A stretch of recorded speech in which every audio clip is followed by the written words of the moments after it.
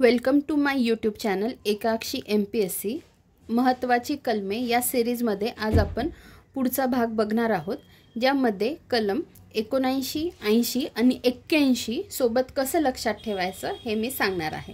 तर याच्यासाठी एक साधी सोपी ट्रिक केलेली आहे, काय लक्षात ठेवायचं, पण त्याच्या आधी कोणत्या कलमांसाठी ही ट्रिक आहे ते लक्षात ठेवायचं। 79, 80, 81, 79, 80, 81 आणि त्याच्यानंतर मी इथे काय लिहिलेलं आहे, स र ल।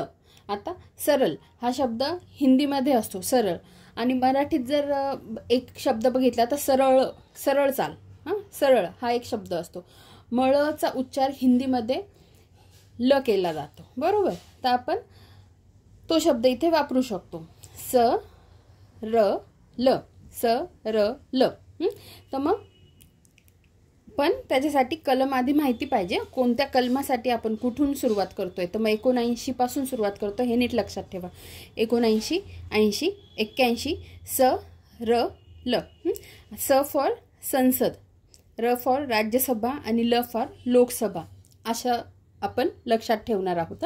तर मग कलम 79 संसदेची निर्मिती, कलम 80 र आहे ज्याच्यासाठी राज्यसभेची रचना, आणि कलम 81 ज्याच्यासाठी ल वापरला आहे लोकसभेची रचना।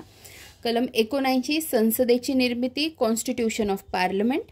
कलम 80 राज्यसभेची रचना, composition of the council of states, आणि कलम 81 लोकसभेची रचना, composition of the house of the people. ठीक आहे, थँक्यू।